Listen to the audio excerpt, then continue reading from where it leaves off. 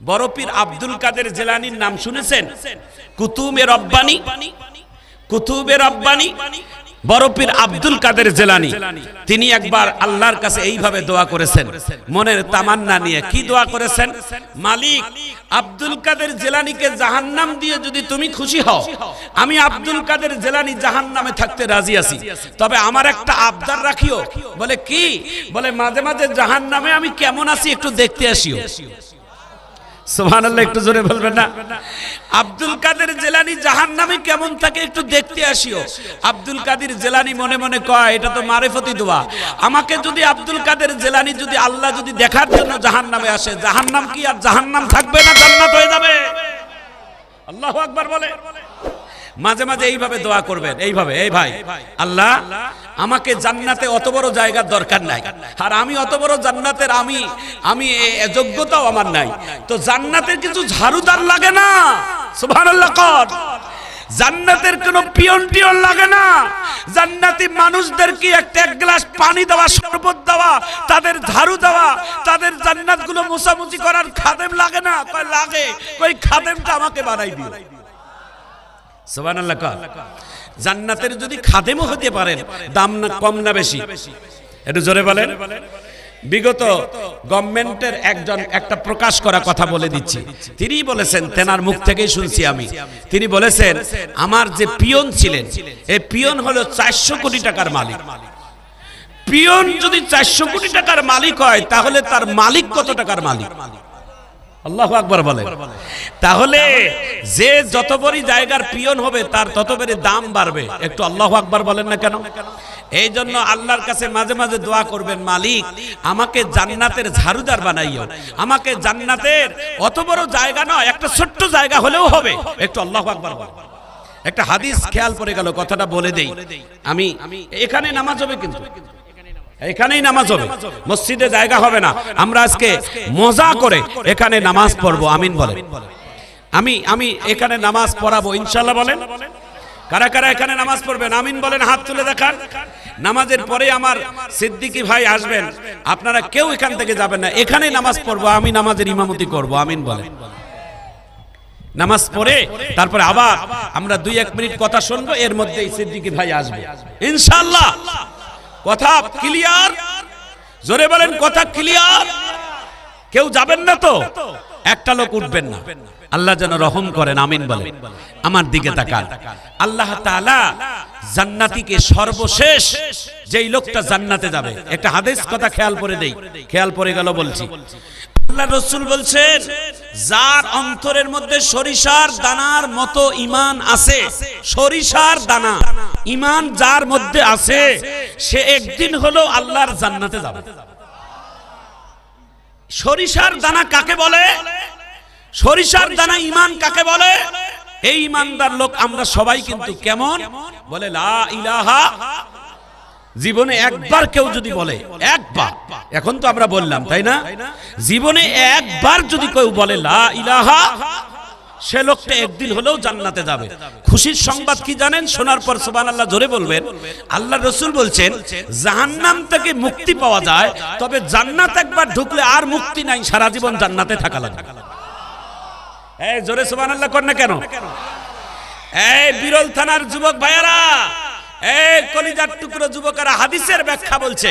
হাদিসের ব্যাখ্যা এইভাবে ইবারত দিচ্ছে যে জাহান্নামের আসামির থেকে মুক্তি পাওয়া যায়, জাহান্নাম ঢুকলে বাহির হওয়া যায়, তবে জান্নাত ঢুকলে আর মুক্তি নাই, ওখানে সারা জীবন থাকা লাগবে। তাহলে জাহান্নামে থাকবেন না জান্নাতে থাকবেন? জান্নাতে যারা যারা থাকবেন হাত তুলে দেখান।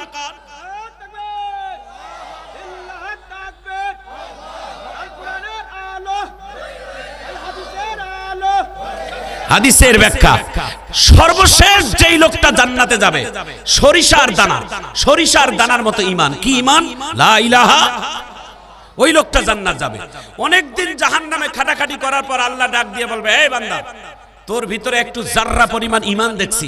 কয় আল্লাহ তাই? বলে হ্যাঁ। কয় বাহির হ। সুবহানাল্লাহ কর। হাদিসের ব্যাখ্যা কয় জাহান্নাম থেকে বাহির হ। বাহির হওয়ার পর বলবে, আল্লাহ আমাকে বাহির করে কই নিয়ে যাবেন? আরো বড় জাহান্নামে? কয় না না, বড় আর জাহান্নামে খাটা লাগবে না, তুই জাহান্নামের আগুন থেকে একটু উঁচা জায়গায় যা। আল্লাহর বান্দা বলবে মালিক তোমার কাছে লাখো কোটি শুকর, আর আমার কোনো চাওয়া পাওয়ার দরকার নাই, শুধু আগুনটা থেকে উপরে উঠাইলেন এটাই আমি খুশি। সুবহানাল্লাহ জোরে কর। কিছুদিন পর আল্লাহর বান্দা বলবে আল্লাহ আরেকটা কথা বলবো। কয় বলো। কয় আল্লাহ জাহান্নাম থেকে উঠাইয়া আপনি যেহেতু আমাকে উপরে উঠাইছেন, তাহলে আমার তো বড় আনন্দ, একটু জাহান্নাম থেকে একটু জাহান্নামের দরজার কাছে নিয়ে যান, জাহান্নামের দরজা ওখানে নিয়ে যান। আল্লাহু আকবার বলে। আল্লাহ বলে আর কিছু চাবি না তো? তাহলে লেখ, তুই সই দে, সিগনেচার কর যে আর কিছু চাবি না। আল্লাহর বান্দা বলে আল্লাহ আমি আপনার জাতের কসম করে বললাম আমার আর কোনো চাওয়ার দরকার নাই। বলবে তাহলে সিগনেচার কর, আর কিছু চাবি না। আল্লাহর বান্দা এবার ডাক দিয়ে বলবেন, আবার কিছুদিন থাকার পর বলবেন আল্লাহ আপনি আমাকে জাহান্নামের আগুন থেকে উঠাইলেন, আরেকটু উপরে উঠাইলেন, গেটের কাছে নিয়ে গেলেন, একটু দয়া করে জাহান্নাম থেকে বাহির করে একটু বাহিরের মুক্ত বাতাসে নিয়ে যাও। সুবহানাল্লাহ। আল্লাহ বলে তুই না একে একে কয়েকবার চুক্তি করলি, চুক্তি ভঙ্গ করিস কেন? আল্লাহর বান্দা কি বলে দেখেন, আল্লাহর বান্দা বলে আল্লাহ আমি কি চুক্তি কোনো মানুষের সাথে করতেছি? আমি তো চুক্তি করতেছি আমার মালিকের সাথে। মালিকের সাথে আমার সম্পর্ক, আমার মালিক না আপনি, আপনি না আমার রব। বাপের সাথে সন্তান চুক্তি করলে ভঙ্গ করলে কোনো সমস্যা নাই। এই পৃথিবীতে বাপ মায়ের থেকে কত গুণ আপনি ভালোবাসেন আপনি আমারে। সুবহানাল্লাহ। আল্লাহ কয় তাহলে এবার দস্তখত কর, আর কিছু চাবি না, এটা শেষ চাওয়া। আল্লাহর বান্দা কয় আপনার জাত ও সিফতের কসম আর কিছু চাইবো না, শুধু জাহান্নামটা থেকে বাইর করাইলে খুশি। এবার কয় যা বাহির হয়ে জান্নাতের কাছে না একটা গাছের ছায়ার নিচে যায় বসবি, আর কিছু চাইবি না। কিছুদিন পর আল্লাহর বান্দা ডাক দিয়ে বলে আল্লাহ জাহান্নাম থেকে উঠালেন, আবার কিছু দূরে বাহির আনলেন, জাহান্নাম থেকে বাহির করে দিলেন, গাছের ছায়ার নিচে বসাইলেন, আর কিছু দরকার নাই, জান্নাত যাওয়া লাগবে না, জান্নাতের ভিতর যাওয়ার দরকার নাই, জান্নাতের দরজার কাছে খেলে একটু বসার সুযোগ দিবেন, আমি জান্নাতটা শুধু দেখে দেখে মনের শান্তি নেব। কারণ ওই সুখ তো আমার কপালে নাই, কারণ আমার তো আমল নাই, আমি জান্নাত যাইতে পারবো না, জান্নাত আমার দরকার নাই, আমি জান্নাতটা শুধু দেখে দেখে থাকবো। সুবহানাল্লাহ। আল্লাহ কয় আর কতবার তোর ওয়াদা ভঙ্গ করবি? কয় আল্লাহ আপনি এটা আমাকে শেষ সুযোগ দেন, জান্নাত দেখে দেখে তিনি থাকবে। কিছুদিন পর আল্লাহর কাছে বলবে আল্লাহ তোমার জান্নাতের কোনো চিপার গলি টলি নাই? সুবহানাল্লাহ। জান্নাতের কোনো গলি টলি নাই, চিপা গলি? কয় আছে। কয় বড় জান্নাতের দরকার নাই, ওই গলি টলিতে একটু বসার খালি সুযোগ করে দিও। সুবহানাল্লাহ। একটু জোরে বলবেন না? জাহান্নাম থেকে কয়েক দফা চুক্তি করতে করতে বাহির হয়ে জান্নাতের চিপার গলির মধ্যে যায় যখন এই লোকটা বসলো, কোন লোকটা? যার মধ্যে সামান্য জর্রা পরিমাণ ঈমান আছে। এবার যায় বলবে কি জানেন আল্লাহ আর কিছু চাওয়ার দরকার নাই, আমি জান্নাত আসছি, আর কিছু দরকার নাই। আল্লাহ এখন বলবে এই যে তোর লিস্ট নে, তুই আরো চাইবি আমি জানি, এই জন্য শেষবারের মতো একটা কাগজ আর কলম দিয়ে দিলাম, তোর জান্নাতের যা যা দরকার তুই খালি সিগনেচার কর, আমি সব তোকে দিয়ে দেব। একটু জোরে কর। আল্লাহর জান্নাতের এই বান্দাটা যখন জান্নাতের মধ্যে লিস্ট করবেন, ও তখন একদম পাওয়ারফুল হয়ে গেল। আল্লাহ বলছে আর কেন কম চাইবো? যিনি সব থেকে এক নম্বরের নেক আমল নিয়ে জান্নাতে এসে যেই সুবিধা পেয়েছে, ওর থেকে ভালো সুবিধাগুলো এখন এই বান্দাটা খুঁজতেছে। সুবহানাল্লাহ জোরে কর। সুবিধা পাইতে পাইতে একেবারে জান্নাতের ভিতরে ঢুকে একেবারে জান্নাতের যত নাজ নেয়ামত সব আল্লাহর কাছে চেয়ে বসে। আল্লাহ ডাক দিয়ে বলে বান্দারে কেন তোকে দিলাম জানো?